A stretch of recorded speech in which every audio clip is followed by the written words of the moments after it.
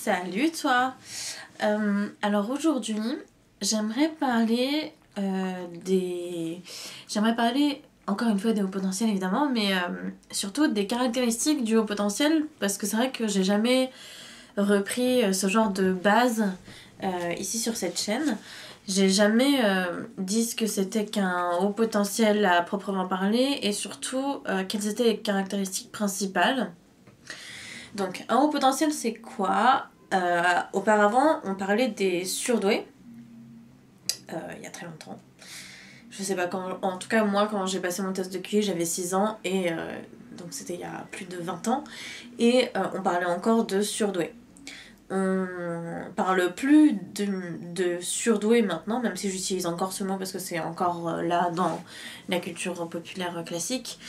On parle plus de surdoués, on parle de haut potentiel, parce qu'on s'est rendu compte que les surdoués n'étaient pas plus doués que les autres. Ils ont pas une douance qui est au-dessus de celle des gens neurotypiques.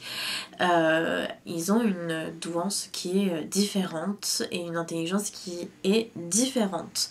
Donc voilà, c'est pour ça qu'aujourd'hui on parle de haut potentiel, parce que ils ont le potentiel de faire de grandes choses. Quelqu'un qui est diagnostiqué surdoué, c'est qu'il a un QI qui est au-dessus de la moyenne, donc au-dessus de 130. Je crois que la moyenne se situe entre 90 et 110, quelque chose comme ça. Entre 110 et 130, on a une espèce de suspicion de haut potentiel, et puis au-dessus de 145, on a 2% de la population qui s'appellent les THQI, les très hauts QI, et qui représentent une infime partie de la douance intellectuelle. C'est encore moins que ce que c'est que d'être surdoué. C'est vraiment des gens qui ont un profil qui est très très très particulier. Alors, le fait d'être HP, c'est pas considéré comme un trouble psy. Ça n'est pas considéré comme un retard mental ou comme un handicap. Donc ce n'est ni une maladie, ni un trouble, ni quoi que ce soit. C'est juste une particularité. Du coup, quand on cherche la douance intellectuelle dans le manuel diagnostic mondial des maladies, des troubles mentaux, on ne trouve pas la douance intellectuelle, puisqu'il n'y a pas de caractéristiques là-dessus. On sait juste que il y a un test pour les gens qui sont surdoués, qui est le WISC pour les enfants et la VICE pour les adultes. J'en ai parlé dans une autre vidéo. Je mettrai certainement le lien quelque part. Et donc voilà.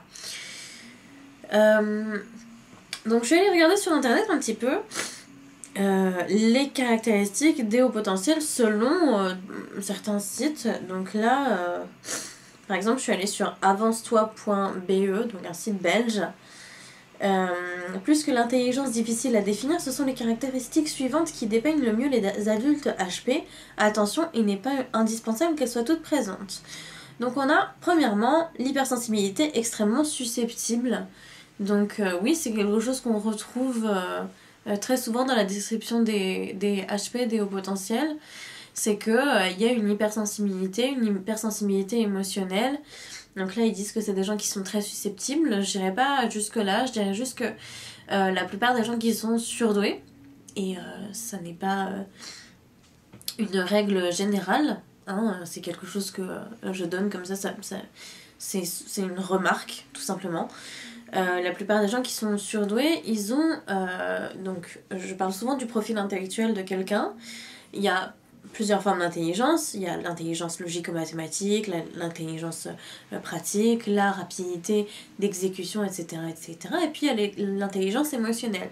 La plupart des surdoués ont une intelligence logico-mathématique, etc., qui est très très haute, et puis une intelligence émotionnelle qui est très très basse, qui fait en sorte que, comme ils ont des émotions qui sont très très fortes, mais qui n'ont pas évolué, dont l'adaptabilité n'a pas fait ses preuves, c'est des gens qui n'ont pas énormément travaillé sur cette émotion, sur les émotions, plus sur l'intellect, et du coup, ils sont hypersensibles et ils ont énormément de mal à avancer dans la vie à cause de ça, parce que chaque remarque est prise comme une attaque personnelle, chaque contrariété les empêche de travailler ou d'avancer dans leur vie, donc c'est très très compliqué pour un HV. Donc il y a ensuite l'intensité, je sais pas de quoi ils veulent parler, mais très bien, l'intensité. Ensuite, hyperstimulabilité, niveau de réaction plus élevé aux stimuli, être plus tout, plus rapide, plus agité, plus attachant, plus exigeant, plus généreux, plus impatient. Alors oui, juste après il y a hyperesthésie ou exacerbation des 5 sens. Donc pour l'hyperesthésie, vous pouvez aller voir l'interview que j'ai faite avec Jérémy Coleman, où on parle d'hyperesthésie auditive. C'est vraiment avoir un sens qui n'est pas perçu de la même manière que les sens chez les neurotypiques, tandis que quelqu'un qui est neurotypique entend quelque chose de manière normative, sans, voilà, il peut entendre un bruit strident, ça va le gêner, mais ça ne lui fera pas du mal physiquement. L'hyperesthésie auditive, elle est très handicapante parce qu'elle empêche de faire beaucoup de choses. On ressent par exemple les sons pas de la même manière. Entendre une moto passer à côté de soi peut devenir un calvaire et peut être douloureux presque physiquement, donc il faut faire attention à ça. Curiosité exceptionnelle, imagination débordante, grande créativité, grande capacité d'observation, note les plus petits détails. Alors, j'aimerais noter un truc sur la capacité d'observation. Il y a beaucoup de surdoués qui disent qu'ils ont une intuition plus grande que la moyenne, que leur intuition est vraiment exacerbée par rapport à la moyenne. Moi, ce que j'ai à dire là-dessus, c'est que justement, comme le surdoué fait énormément attention aux détails, note beaucoup plus de choses que les autres, il a l'impression à la fin, avec cette pensée en arborescence, que voilà, si il a déduit aussi vite une situation, par exemple qu'il savait que la prof de maths aujourd'hui était malade, c'est parce qu'il avait cette intuition. Mais en fait, la veille, quand il a vu la prof de maths, il a noté qu'elle allait pas très bien, qu'elle était un peu pâle et qu'elle se mouchait. Donc, évidemment, le lendemain, il savait qu'elle viendrait probablement pas. Voilà, donc il faut aussi faire énormément attention avec cette notion d'intuition, parce qu'il y a une notion ésotérique que j'aime pas trop dans cette notion d'intuition. S'écouter, oui. Être conscient qu'on a être conscient qu'on a des capacités d'observation exceptionnelles, oui, mais par contre dire que tout ça c'est juste de l'intuition, moi je pense que c'est juste une capacité d'observation qui est très très bonne, plus que une intuition. Alors après, c'est la manière dont moi je le ressens, et ça peut être différent de certaines personnes, et je l'accepte complètement. Intérêt très varié, saute facilement d'un domaine à l'autre. Donc ça c'est typiquement un des symptômes, non, une des particularités de la pensée en arborescence, c'est que comme on pense à plein de choses différentes et qu'on a l'habitude que toutes ces choses différentes finissent par se rejoindre en un sujet particulier, finalement on a plein d'intérêts parce que on pense que ça va faire sens à la fin, et ça nous permet de comprendre mieux le monde qui nous entoure. Donc c'est pas mal, les intérêts variés. Peut faire plusieurs choses en même temps, suivre 2 conversations en parallèle, parler et écrire, rêver et pourtant écouter. Je suis extrêmement perplexe de ce point. Pourquoi est-ce que je suis très perplexe? Parce que les neurosciences nous apprennent que le cerveau n'est pas fait pour faire 2 choses à la fois, sauf quand l'une de ces 2 tâches est automatisée. J'arrive à respirer et à vous parler en même temps.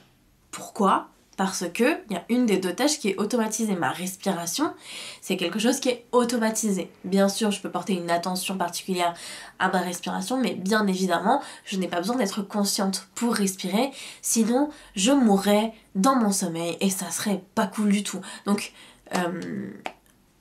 voilà, blague à part, le cerveau n'est pas fait pour faire deux tâches à la fois. Ça s'appelle le principe de la double tâche cognitive. Quand on essaye de faire deux tâches à la fois, le cerveau les fait mal, n'arrive pas à les faire correctement, et du coup il est très difficile, et comme remettons, je vais remettre mes idées en place, comme on a l'impression que les surdoués peuvent faire plein de choses à la fois,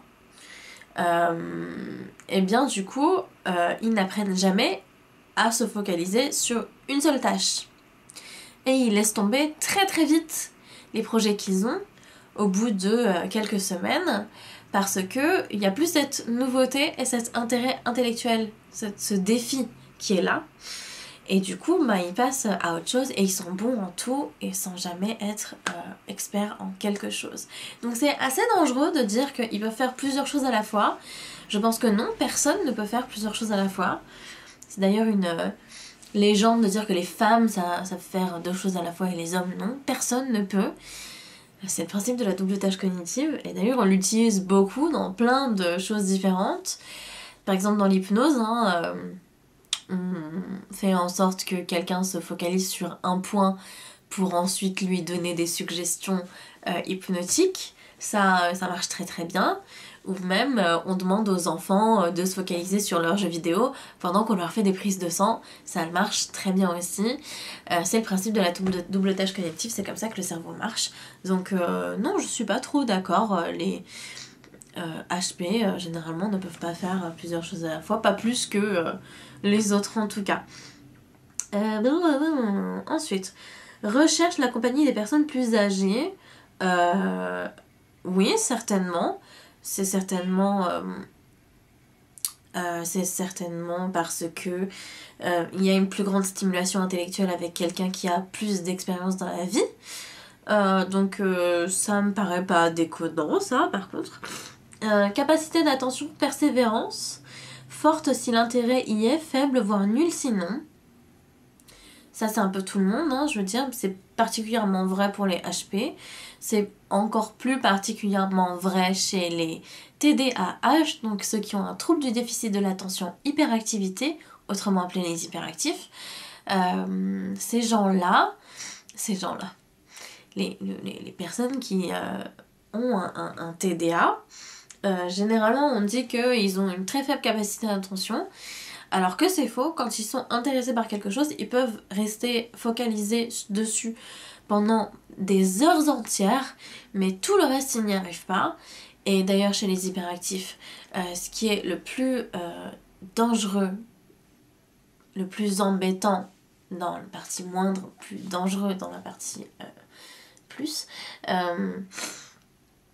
ce qu'il y a de pas très cool, c'est le trouble du déficit de l'attention, parce que ils n'arrivent pas à se concentrer, ils oublient beaucoup de choses, et oublier beaucoup de choses ça peut être très embêtant, surtout quand on oublie ses clés, qu'on a claqué la porte derrière soi et que le serrurier va nous coûter 1000 balles. Ça franchement c'est relou et ça peut être dangereux parce que quelqu'un qui oublie d'éteindre la plaque électrique, en partant de chez lui, il peut tout faire cramer et ça peut même tuer des gens, donc c'est pas ouf comme trouble. Donc voilà. Blablabla. Grand sens de l'humour et humour très particulier, souvent incompris. Oui, j'en avais parlé dans une autre vidéo du fait que les surdoués généralement ils ont un humour qui est exacerbé. C'est même il y a un chapitre entier dans l'un des livres de Jeanne Siofaquin, et c'est aussi traité dans le livre Les surdoués ordinaires de Nicolas Gauvry, que je recommande fortement. Blue, blue, blue, rapidement frustré s'il ne trouve pas les personnes ou les ressources pour réaliser ses grandes idées. Ça aussi, c'est tout le monde, hein. Quand on a envie de réaliser quelque chose et qu'on n'y arrive pas, on est frustré. Ensuite, ouais, j'arrive pas trop à mettre le point sur ce qui me gêne le plus dans cette remarque. Ouais, c'est tout le monde. Peut-être qu'ils disent ça parce que la frustration d'un surdoué est encore plus grande quand il n'arrive pas à réaliser ses projets. Il faut que quelqu'un m'explique parce que je ne sais pas. Je ne sais pas. Grand sens de la justice, de l'équité, moralité, intolérance à l'injustice, pour lui et pour les autres. Oui, il y a un sens de l'éthique qui est très poussé chez les HP. Souvent, ils sont végétariens, véganes, souvent, ils sont engagés dans des causes humanitaires. Voilà. Et ce qui explique le fait que je sois très très engagée dans le monde de la lutte contre la maltraitance. C'est quelque chose qui me tient énormément à cœur, non seulement par mon vécu, mais aussi parce que j'ai cette éthique qui fait que j'ai du mal avec le cadre de la maltraitance des gens qui est un peu flou et qui laisse passer certaines choses que je ne tolère pas. C'est des choses sur lesquelles le surdoué doit travailler. Par exemple, un jour, si je devais donner un exemple très très concret, pour énormément de surdoués, la religion, c'est quelque chose d'immoral et de contre l'éthique. C'est manipuler les gens pour qu'ils croient en quelque chose et pour leur retirer... c'est manipuler l'intelligence des gens pour énormément de surdoués d'être croyants. Et d'ailleurs, dans ma salle d'haltéro, il y a un gamin de 14 ans qui pense que la religion c'est juste de l'obscurantisme croyant. Et il était très très très énervé qu'on puisse croire en quelque chose alors qu'on est intelligent. Pour lui, c'est juste de la bêtise. Et je trouve que c'est dur comme réflexion, surtout que la foi peut t'apporter énormément de choses. J'ai fait toute une vidéo de là-dessus d'ailleurs. La foi peut t'apporter énormément de choses, c'est quelqu'un qui est HP. Donc sur l'éthique du surdoué, il faudrait que j'en fasse une vidéo entière parce que vraiment c'est une problématique qui est énorme et qui peut les couper du reste du monde, donc quelque chose à surveiller. Ensuite, respect des règles bien comprises, logiques, mais tendance à questionner l'autorité non fondée. Ça, j'y adhère totalement personnellement. Ma carte mémoire était complètement pleine, du coup j'ai dû faire un cut, donc je sais pas où est-ce que ça s'est arrêté, mais en tout cas, voilà, lors de mon voyage retour, j'ai... on devait avoir un bagage cabine, mais généralement ils acceptent les bagages à main en plus, quoi, genre les sacs à main. Et j'avais ce petit sac à dos en guise de sac à main, donc de bagage à main. Et ça nous a été refusé. Le personnel navigant m'a dit de vider ce sac, de le plier, de le mettre dans mon grand sac. Ce que je trouve absolument ridicule. Et franchement, j'avais envie de lui dire mais non, je le ferai jamais, quoi. Et Mathéo m'a dit écoute, ce sont des normaux pensants, donc on va le faire, hein, et puis on va prendre l'avion et ça va bien se passer. Et j'étais là. Mais vraiment, enfin, ça, si j'avais compris cette règle, je me serais dit ok, je le fais, je m'en fous. Mais là, je comprends pas. Surtout qu'il y avait genre, l'avion il était vide, quoi. Donc il y avait la place partout. Mais non, il fallait se soumettre aux règles, donc voilà. Donc oui, je comprends vraiment avec ma chair cette règle-là, enfin cette caractéristique-là. Ensuite, idéalisme, altruisme, compassion. Oui, je ne sais pas. Je sais pas. Parce qu'il y a énormément de pervers narcissiques qui sont surdoués et du coup c'en est dangereux du coup parce que justement ils sont très intelligents, qu'ils ont une capacité d'adaptation qui est très haute et du coup ben ils sont pas très altruistes quoi. Donc je ne sais pas, enfin idéalisme peut-être parce que ça va avec le sens de l'éthique, altruisme et compassion pas plus que les autres, j'ai envie de vous dire. Grande capacité de raisonnement, résolution de problèmes, oui, bon, bah, c'est l'intelligence, quoi, hein, voilà. Rapidité d'apprentissage, alors non, pas pour tous. Pas pour tous, il y a des surdoués qui n'apprennent pas plus vite que les autres. Mais ils ont besoin d'apprendre différemment. Et d'ailleurs, la plupart des surdoués ont de grandes difficultés à l'école. Donc voilà. Méthode d'apprentissage particulière, surtout en maths et en lecture. Voilà, c'est exactement ce que je viens de dire. À cause de la pensée en arborescence, c'est très difficile d'apprendre de manière neurotypique. Il faut trouver d'autres méthodes que la méthode séquentielle. A lu très jeune et avidement, ça peut être une caractéristique, mais ça n'est pas systématique. Certains ne lisent pas et font autre chose. J'ai un de mes coachs, Florian, qui lui n'a pas lu très jeune mais a appris à coder avant de parler. Donc ça, typiquement, c'est quelque chose que voilà, on peut mettre comme indice assez évident pour avoir un surdoué. Vocabulaire extensif. Alors ça, je pense que ça fait aussi partie de la pensée en arborescence. Le fait est que le HP ne sait pas penser simple, il sait seulement penser compliqué. Du coup, pour lui, c'est plus facile d'utiliser des mots complexes que d'utiliser des mots simples. Donc c'est plus simple pour lui d'utiliser des mots complexes. Je sais pas si j'en ai perdu les 3/4 là. Du coup, d'où le vocabulaire extensif, parce que pour lui la précision de langage est quelque chose de très important. Et ça aussi je le ressens au plus profond de mon âme. Pardon. Excellente mémoire, là aussi pas pour tous. Bon en chiffres, en puzzle, là aussi pas pour tous. Voilà. Et surtout, perfectionnisme doublé d'une extrême lucidité qui entraîne parfois le doute, la peur et l'échec. Oui. Oui. Très difficile et compliqué pour le HP de se dénouer de ce perfectionnisme. Le HP regarde plus souvent le chemin qui le sépare de la perfection plutôt que le chemin qu'il a déjà parcouru.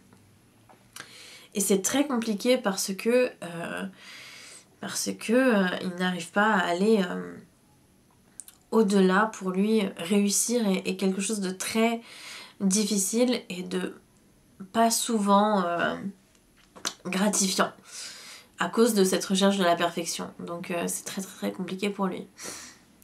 Voilà, si jamais tu as des questions, ose me les poser en commentaire directement, j'y répondrai au mieux. Merci à ce site internet pour avoir fait une liste non exhaustive de certaines caractéristiques HP.